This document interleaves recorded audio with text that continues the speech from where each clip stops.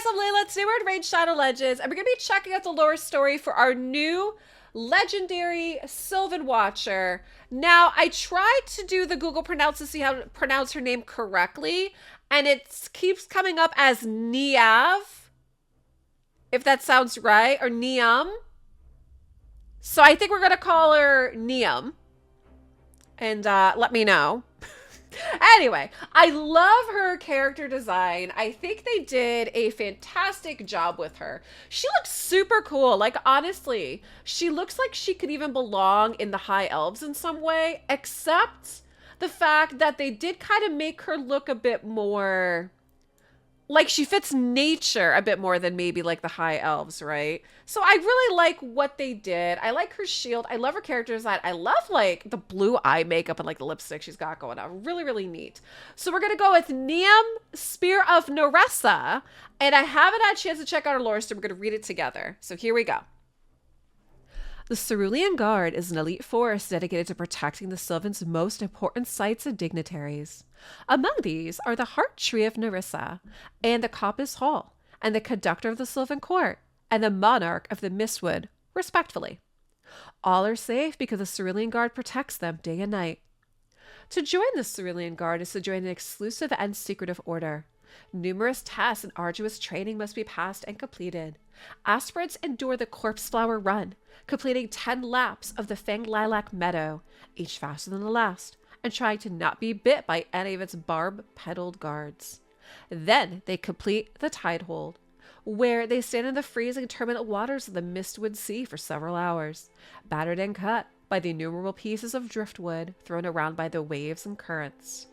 One of the final tests is the Never Sleep, where they're taken to the darkest, most quiet part of the Mistwood and must prevent a single nightberry being taken by a host of shadowbows and pathfinders, determined to do so. This ordeal lasts for days, and the aspirant cannot afford a moment's laxity. Even those who succeed in all these challenges may not be granted the blue capes of the Guard, denied according to its ineffable standards.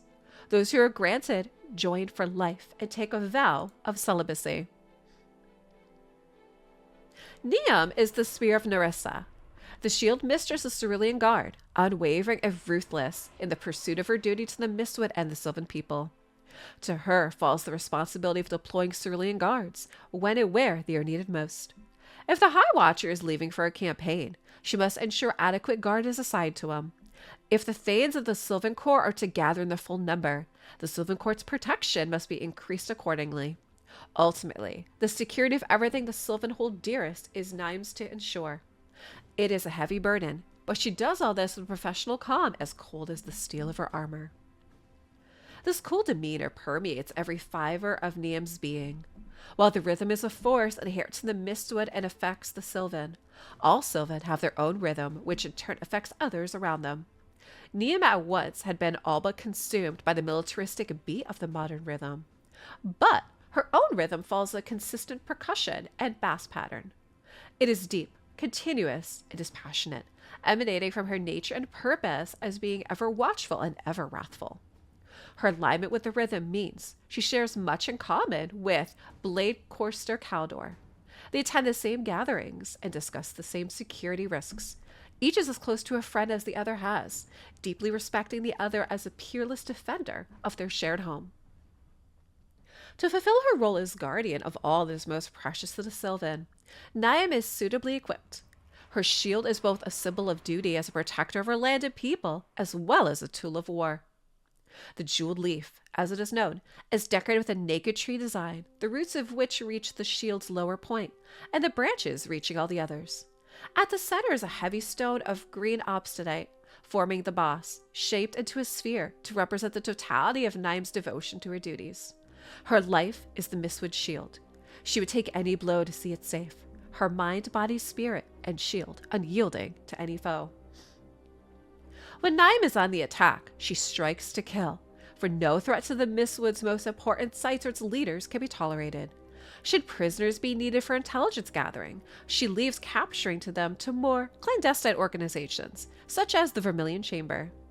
And the rare of that, a thrust of her main weapon, the Spear of Nyresa, is not fatal, The wounded foe will find their senses disoriented and their dexterity failing, so they can neither see nor grip a weapon, ensuring Niamhe's second strike ends their lives. Niamhe coats the spear's blade with a heady mix of Arathia corpse flowers, curse pollen, and venom milked from the glands of azure mothering frogs. The amphibians are the most toxic in the Mistwood, and despite their diminutive size, are ferociously protective of their spawn. Niamhe sees a parallel between her and the frogs. She must be as protective over her charges as the azure mothering frog is over her young.